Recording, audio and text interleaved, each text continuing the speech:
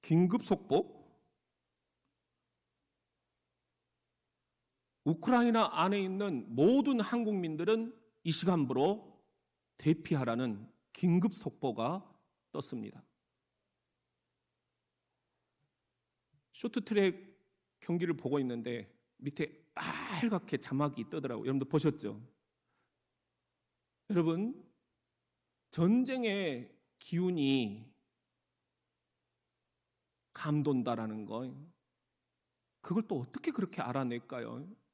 근데 아주 우리 이정기 장로님도 계시지만 정확하게, 아주 정밀하게, 아주 과학적으로 우리가 전쟁의 기운을 포착을 해냅니다. 첨단 우리 인공위성, 그리고 정보 자산들, 그리고 또 부대의 이동, 그리고 적의 통신부대 감청, 또 휴민트라고 그러죠.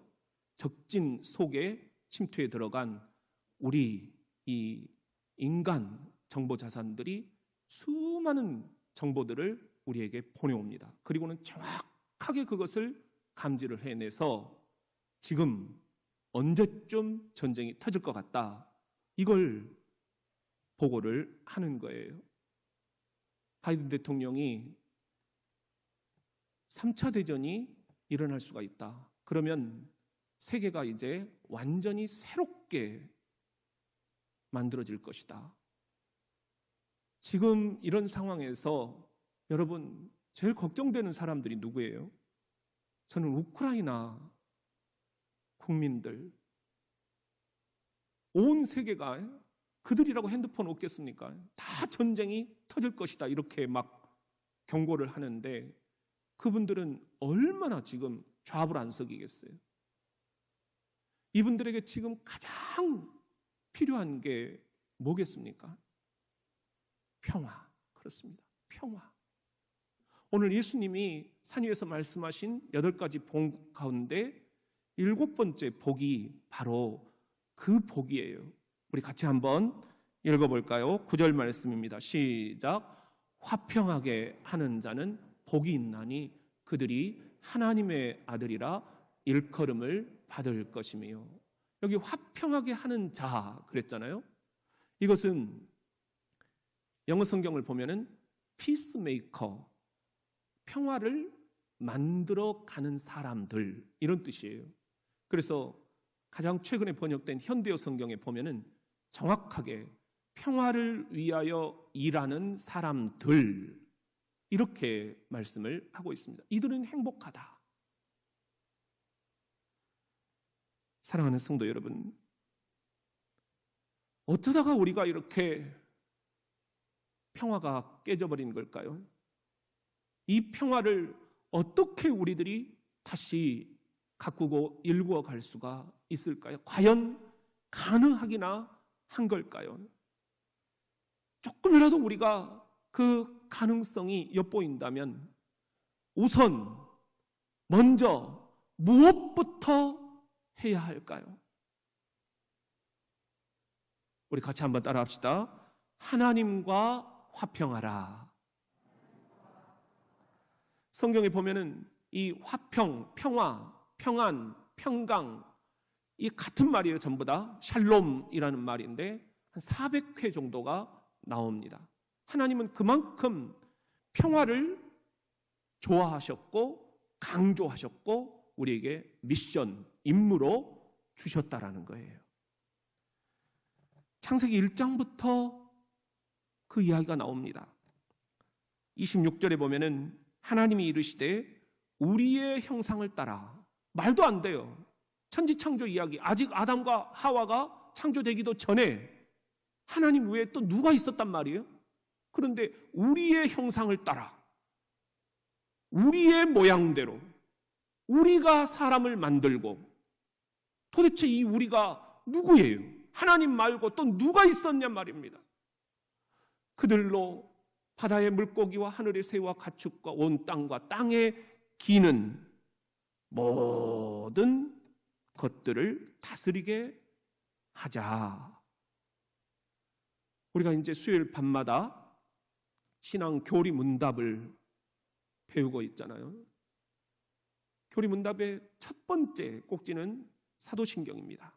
그 사도신경의 첫 번째 단락에 보면은 바로 이렇게 하나님이 천지를 창조하셨다, 우리가 고백을 하잖아요. 이것을 제가 공부할 때 말씀을 드렸는데요.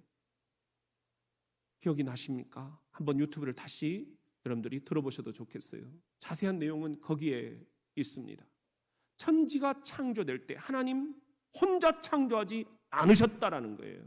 우리 기독교 신앙의 교리에는 천지 창조 때부터 성부 하나님이 성자 예수 그리스도와 함께 성령님과 함께 삼위가 일체되어서 합작을 하신 게 창조의 역사라는 것입니다. 믿으십니까?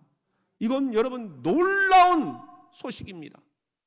아마 이것을 평생 신앙생활을 해도 깨닫지 못하시는 분들이 있을 거예요. 성경이 그런 말이 있단 말이야. 하나님은 이렇게 창조부터 함께 하고자 하셨어요. 그렇게 공존과 조화와 평화를 좋아하셨어요.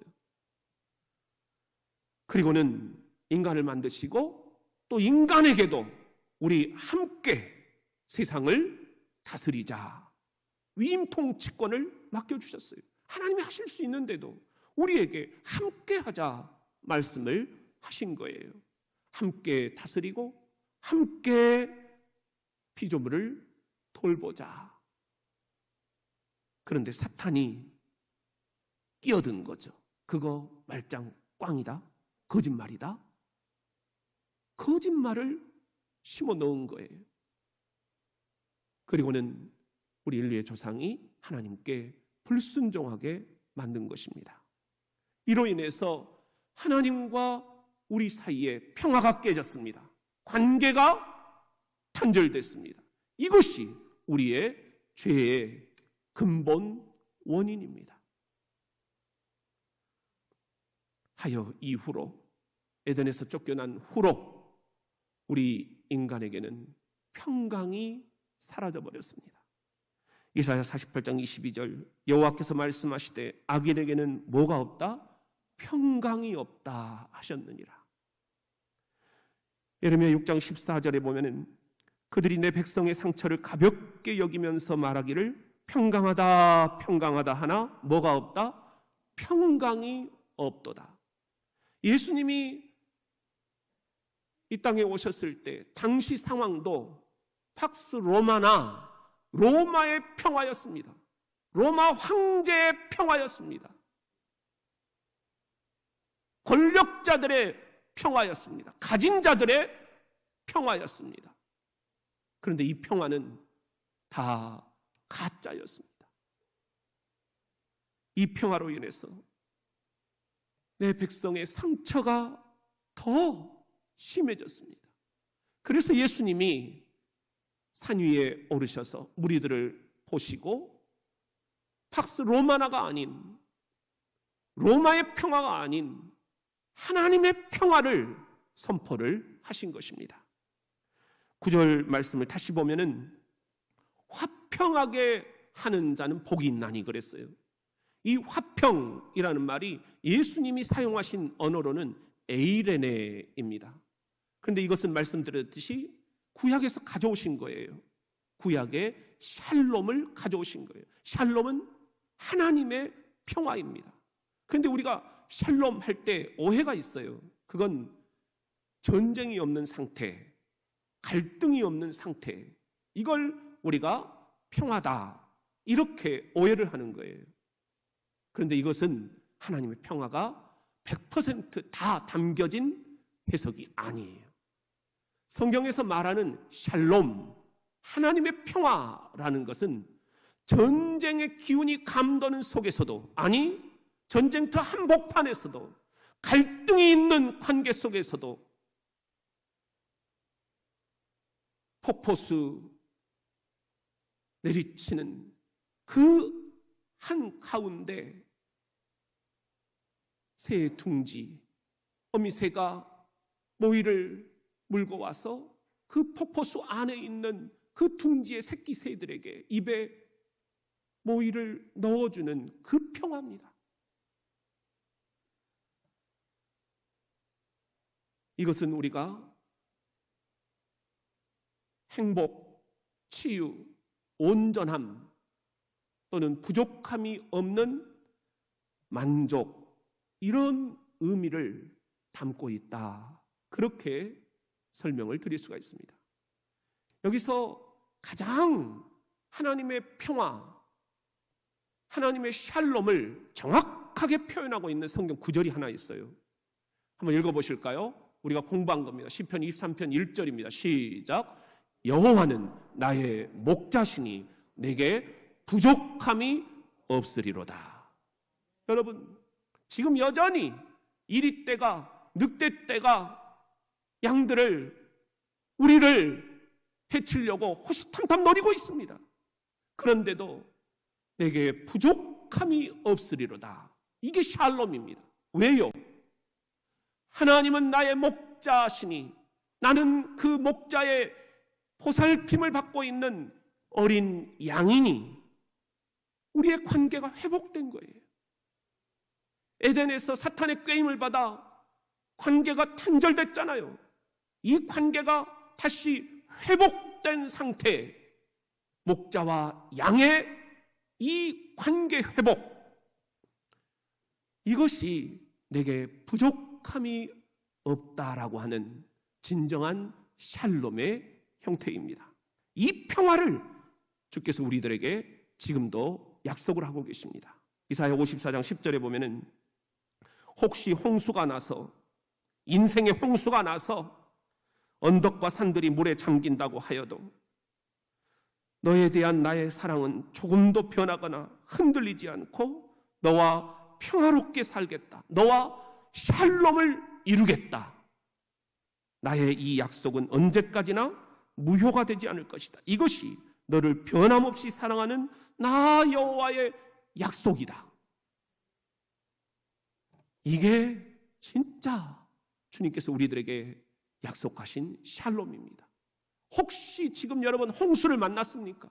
인생의 홍수, 교회가 홍수를 만났습니까? 민족이 홍수를 만났습니까?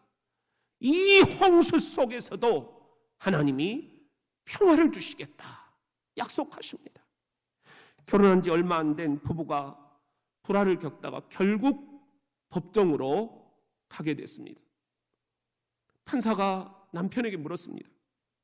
두 분은 뭐 땜시 이혼을 하게 됐습니까? 남편이 말합니다. 우리 부부는 지금 결혼한 지 6개월 됐습니다. 이 신혼 얼마나 소중한 시간입니까? 얼마나 행복해야 됩니까? 근데 판사님, 지금 이 6개월 동안 우리 두 사람은 단 한 번도 의견의 일치를 본 적이 없습니다. 그러니 더 이상 살 희망이 없습니다. 살 자신이 없습니다. 이때 옆에서 듣고 있던 아내가 끼어들면서 이야기합니다. 지금 7달째잖아.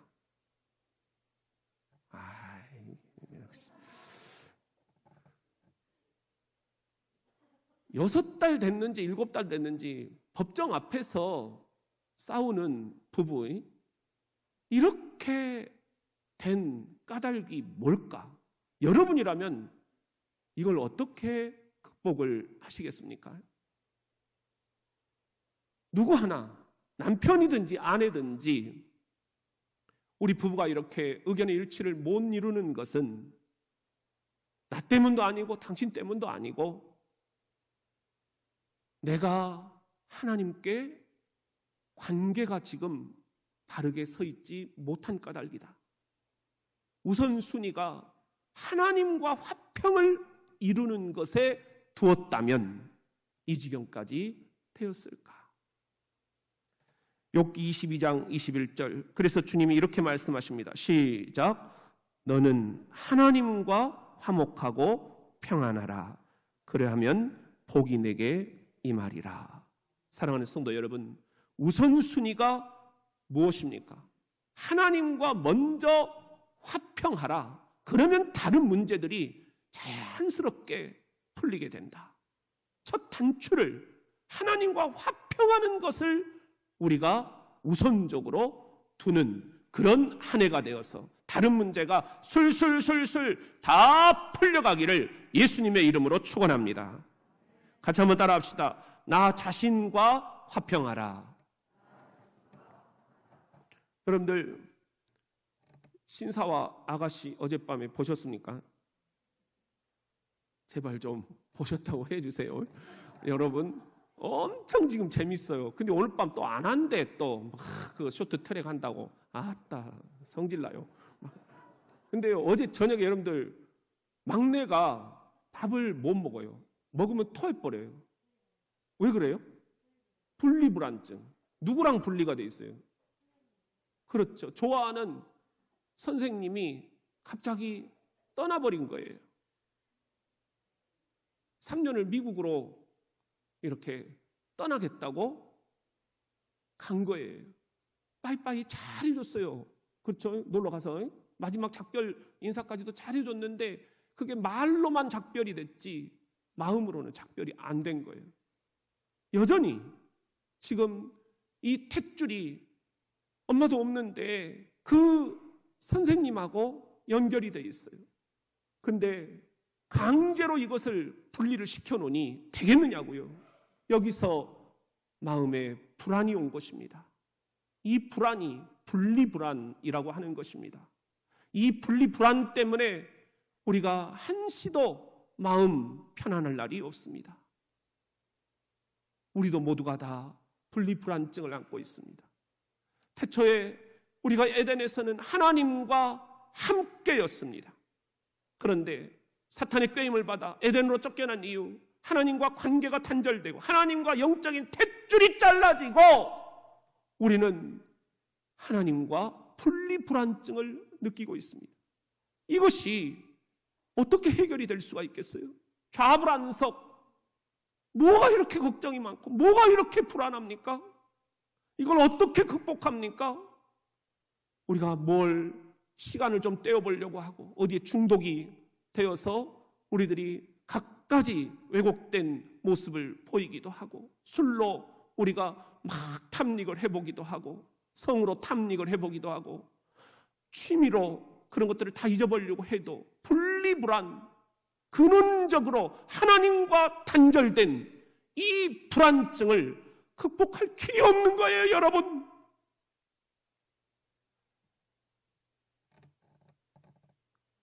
이 분리불안의 가장 심각한 문제는 내면의 분열입니다. 자아 분열입니다. 내가 누구인지를 모르겠어요. 내가 하나님의 자녀냐? 아니면 내가 사탄의 노예냐? 헷갈리는 거예요. 여전히 지난 시간처럼 두 마음이 하나님께서는 나와 함께 하자. 사탄은 그 말 듣지 마라. 너 혼자도 할 수 있다. 나는 도대체 누구냐? 하나님과 탯줄이 연결되어 있어야 되느냐? 아니면 사탄과 연결이 되어 있어야 되느냐? 손자 오이가 있었어요. 학교에 가면 친구들이 자꾸 놀려먹어요. 너 오이 맞냐? 생김새가 영 오이 같지가 않다. 근데 자기가 봐도 이렇게 다른 오이랑 좀 다른 거예요. 집에 왔어요. 할머니가 계셔요. 할머니. 나 오이 맞아요? 할머니가 뭘 하겠는지 아셔요? 귀여워 죽겠다는 표정을 지으면서 어메 당근이지. 나는 오이요 당근이요? 나도 나를 모르겠어요. 나는 하나님 자식이요 사탄의 자식이요? 분열된 이 내면의 평화. 그래서 오늘 또 너무너무 불안합니다. 이 내면의 평화를 회복시켜 주시기 위해서 주께서 이 땅에 오신 거예요. 골로새 1장 19절에 보면은 아버지께서는 모든 충만으로 예수 안에 거하게 하시고 그의 십자가의 피로, 무엇으로? 십자가의 피로 뭘 이루사? 화평을 이루사 만물 곧 땅에 있는 것들이나 하늘에 있는 것들이 그로 말미암아 자기와 못하게 화목하게 되기를 기뻐하심이라. 예수님이 십자가의 죽으심으로 하나님과 우리 사이에 분리된 이 관계를 연결시켜 주신 거예요. 할렐루야. 이로 인해서 우리가 하나님과 잃어버렸던 샬롬, 평화를 되찾게 된 거예요. 화목하게 된 거예요. 하나님과. 여러분, 그래서 주님께서 이렇게 말씀하십니다. 요한복음 14장 27절 시작.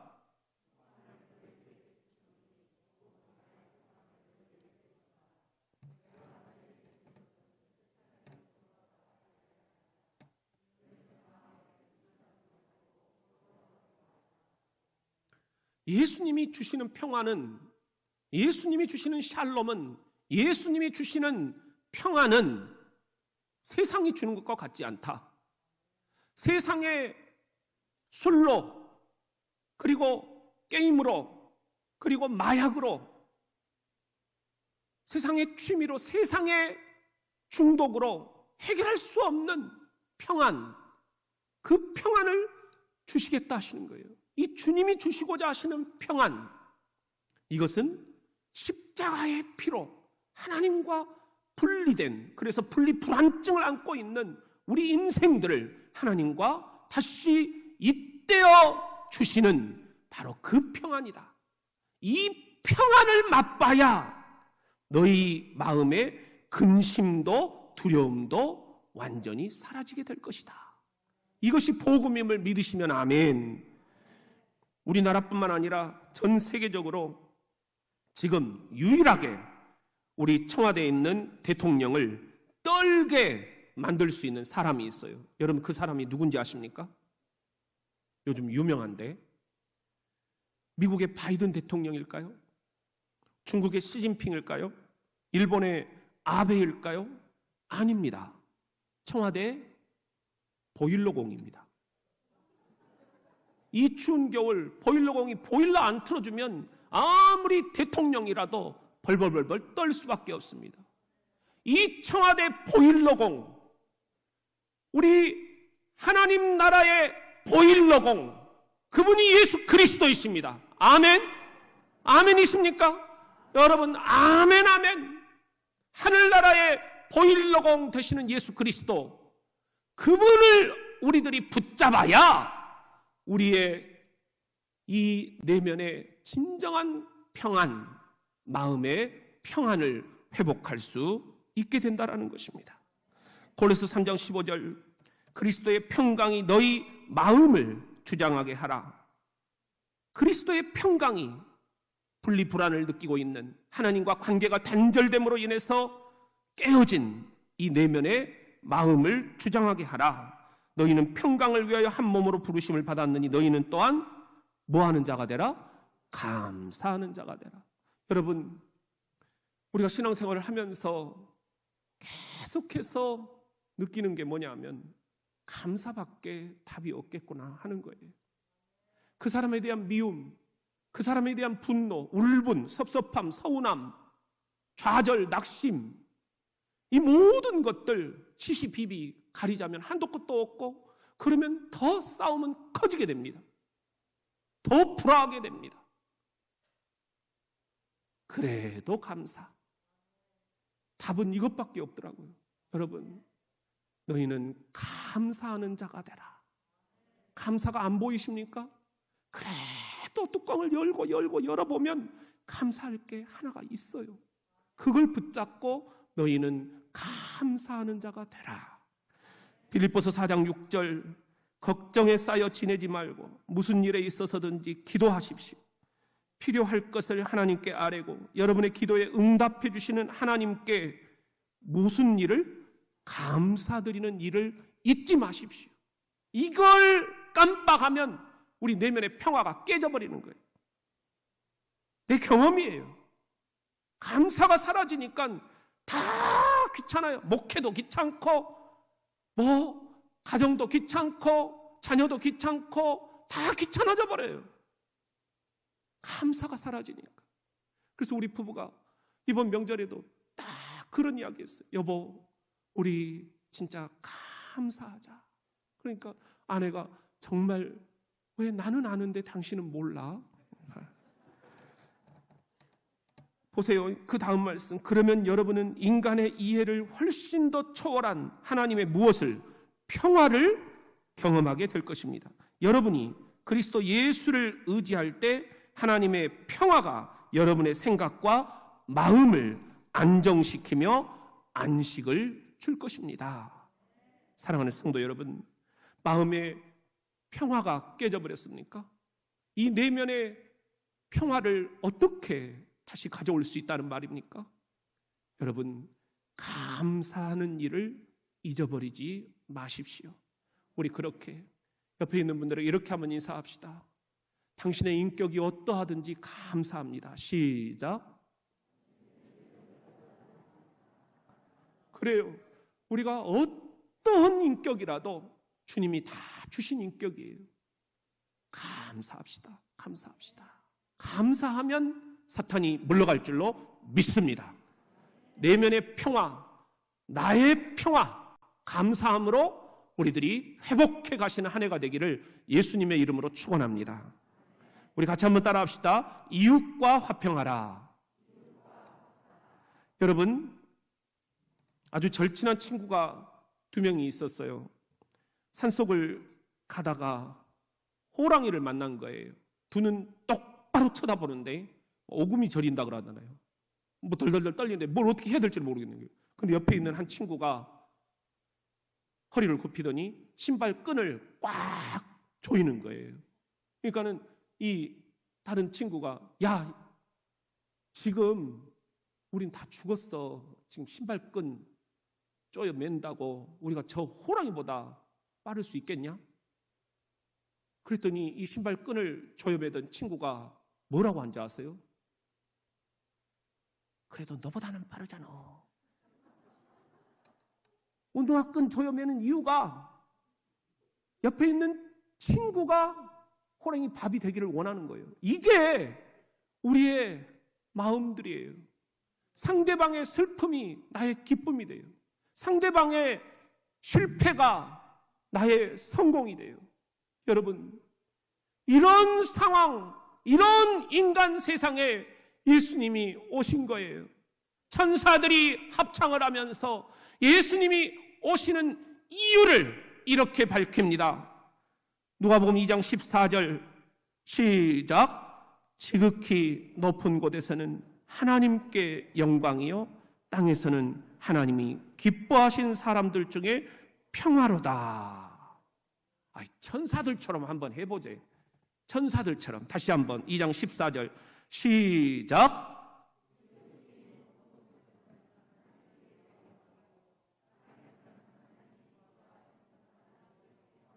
뭐예요? 예수님이 오시면 하나님께 영광을 올려드릴 거. 우리가 이거 뻔하잖아요. 그런데 그 다음 말을 여러분 진짜 이거 심각하게 받아들여야 돼요. 예수님이 이 땅에 오시면 평화의 왕 예수를 통하여 사람들 중에 뭐가 올 것이다? 평화가 올 것이다. 믿습니까? 근데 우리가 이 평화를 놓쳐버렸어. 집집마다 평화 대신 불화가 가득해요.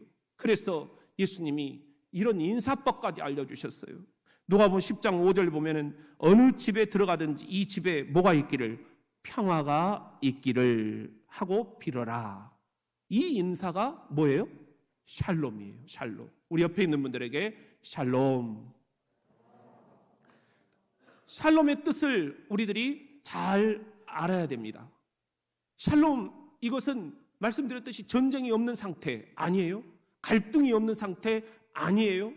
우리 인간 세상이 전쟁이 없고 갈등이 없는 세상이 언제 한 번이라도 있었냐고요. 이 나라도 950회가 넘게 전쟁이 있었어요. 지금도 온 세상은 갈등과 전쟁의 소용돌이 속에 있어요. 그런데도 우리가 서로 인사할 때는 샬롬 이렇게 인사해라. 이 집에 너희가 에덴에서 잃어버린 누구의 평화? 하나님의 평화가 회복되기를 빈다. 이런 뜻이 샬롬의 인사라는 거예요. 다시 한번 그 마음을 가지고 옆 사람에게 눈망울을 바라보면서 샬롬. 여러분, 로마서 10장 15절, 또 보내는 분이 없다면 누가 어떻게 가서 알릴 수 있겠습니까? 성경에 하나님과 평화를 선포하고, 하나님과 누리는 평화를 선포하고 기쁜 소식을 전하는 이들의 발이 얼마나 아름다운고라고 말하는 것은 이 때문입니다. 이 평화를, 하나님의 샬롬을 집집마다 다니면서 이웃들에게 전하라는 거예요. 그 전하는 발이 얼마나 아름다우냐 하는 거예요. 이게 우리 그리스도인의 발이 돼야 된다는 거예요. 이 평화를 전하는 것, 여러분, 그 가운데 가장 중요한 것은 뭘까? 미움이, 다툼이, 싸움이, 전쟁이 끊이지 않는 이 세상에서 우리가 결론적으로 이 하나님의 샬롬을 회복하려면 어디 방점을 찍어야 될까? 에베소 4장 31절, 너희는 모든 악독과 노함과 분냉과 떠드는 것과 비방하는 것을 모든 악의와 함께 버리고, 이건 샬롬이 아니죠. 샬롬이 되려면 서로 친절하게 하며, 첫째, 불쌍히 여기며, 둘째, 지난 시간에 했죠. 그 다음에 마지막 궁극적으로는 뭐예요? 샬롬이 되려면 서로 용서하기를, 그리스도 안에서 너희를 용서하신 것 같이 하라. 샬롬의 마지막 과정은 뭐다? 용서다. 시시비비를 가리는 것은 그건 그리스도인의 샬롬이 아니다. 궁극적으로 용서하는 것밖에 없다. 용서하는 것밖에 없다. 용서하지 않으면 그것이 쌓여서 마음에 응어리가 지고, 이 응어리진 것이 성격 장애가 되고, 이것이 신경증이 되고, 이것이 정신병이 되고, 그리고 이것이 신체화로 나타나면 갖가지 질병을 앓게 되고, 이것이 암까지도 가져올 수가 있다는 것입니다. 우리가 화평을 이루어야 될 것은 그런 의미에서 가정이에요. 무엇보다도 가정이 화평해야 된다. 가정이 화평해야 된다. 시작. 그러면 이 가정의 샬롬, 가정의 화평 어떻게 가능할까? 5가지 방법을 알려드리겠습니다. 소 5마리만 키우시면 돼요. 집집마다. 한번 따라해 봅시다. 내가 죽었소. 나를 용서하소. 당신이 옳소. 당신 마음대로 하소. 제발 밥만 주소. 이 5마리 소만 키우면 우리가 가정의 화평을 이룰 수가 있다. 여러분들, 괜한 말이 아니에요. 우리가 서로 이겨먹으려고 하니까 화평이 깨지는 것 아니겠습니까? 이 5마리 소를 우리들이 잘 키웁시다. 그리고 또 하나는 교회의 샬롬입니다. 우리 에베소 2장 14절에 보면은 그리스도는 우리의 평화이십니다. 그분은 우리 유대 사람과 여러분 이방 사람들을 한 가족으로 만들고 우리 사이를 갈라놓았던 벽을 허물어뜨리셨습니다. 당시 유대 교회가 어떤 지경이었냐면요, 이거 정말 부끄럽지 않습니까?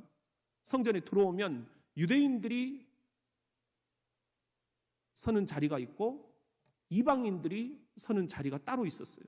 완전히 극과 극으로 차별을 시켰어요. 남자와 여자를 차별을 시켰어요. 주인과 종들이 차별이 분명했어요. 이걸 예수님이 말씀하시는 거예요. 이것이 로마의 평화다. 이것이 유태인들의 평화다.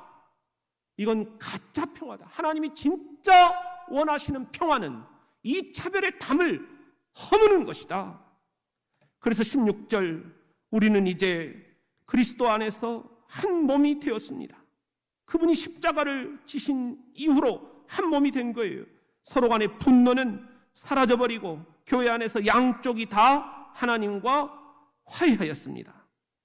불화는 십자가에서 드디어 끝장이 난 것입니다.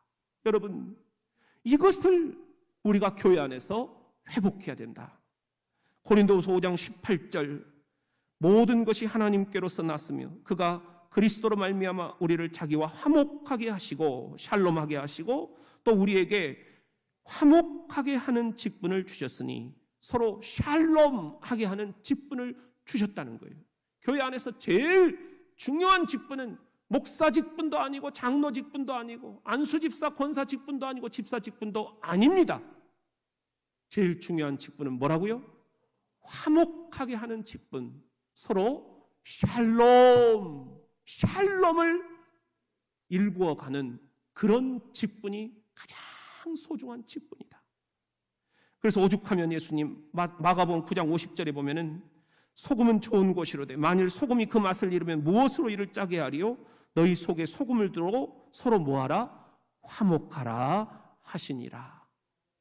소금이 맛을 잃어버리듯이 그리스도인들이 화목하지 않으면, 교회 안에서 화목하지 않으면, 여러분들 직장에 다니시는데 직장 가운데서 사업체에서 그리스도인이라고 하면서 화목을 깨트리는데 주범이 된다면 그건 소금이 맛을 잃어버린 것과 같다. 그리스도인이 그리스도인의 맛을 잃어버리는 것이다. 그래서 예수님이 예를 하나 드셔요. 이 산상수훈 바로 다음에 마태복음 5장 23절 그러므로 예물을 제단에 드리려다가 거기서 네 형제에게 원망 들을 만한 일이 있는 것이 생각나거든 예물을 제단 앞에 두고 먼저 가서 형제와 화목하고 샬롬하고 그 후에 와서 예물을 드리라. 원망은 아랫사람이 윗사람에게 갖고 있는 감정이지요. 흔히. 그렇다면 내가 지금 예배 드리는데 나를 원망하고 있구나.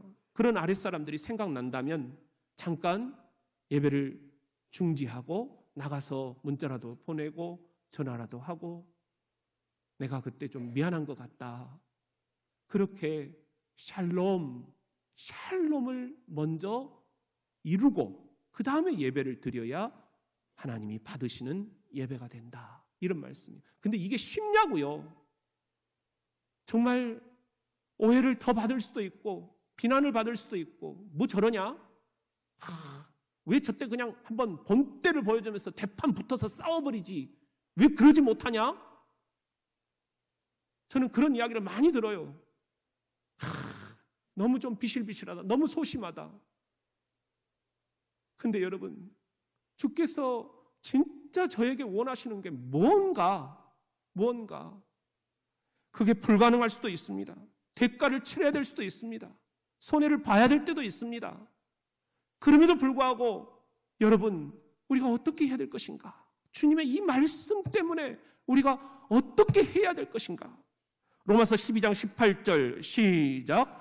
할 수 있거든 너희로서는 모든 사람과 더불어 화목하라. 모든 사람과 더불어 샬롬을 이루라. 근데 할 수 있거든. 그거 어렵다는 거 주님이 아신다는 거예요. 진짜 어렵지? 쉽지 않지?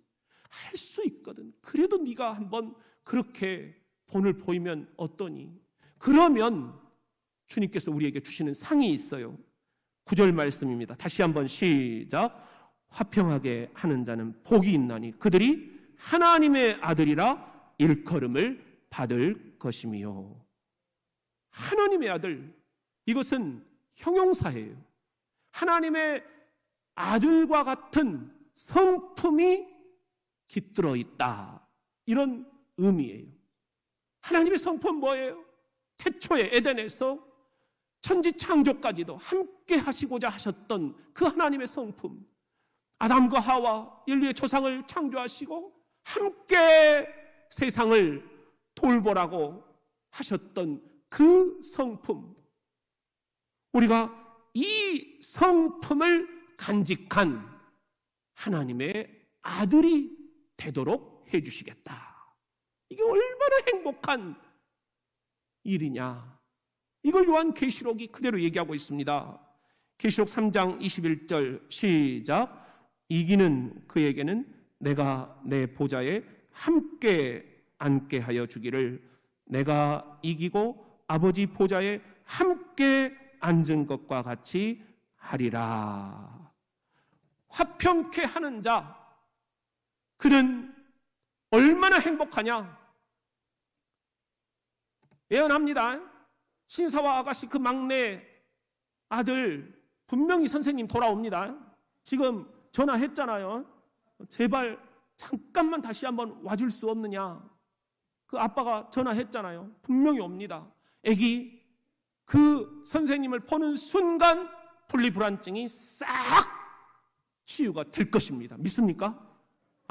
근데 오늘 밤에 안 한다네. 참말로 다음 주 보세요. 그때 여러분 예언합니다. 이 막내 아이가 선생님 무릎에 펄딱 뛰어서 안겨가지고 선생님 너무너무 감격에 맞지 않을 것입니다. 이것이 화평케 하는 자 여러분에게 주시는 하나님의 마지막 선물입니다. 하나님이 오냐 펄딱 하나님의 무릎에 뛰어오른 저와 여러분을 품에 안으시고 내 아들 내 딸 하신다는 것입니다. 여러분 우리가 이 선물을 놓쳐버려서 해야 되겠습니까? 화평케 하는 자 행복하여라. 하나님의 아들이라 하나님의 딸이라 일컬음을 받게 될 것입니다.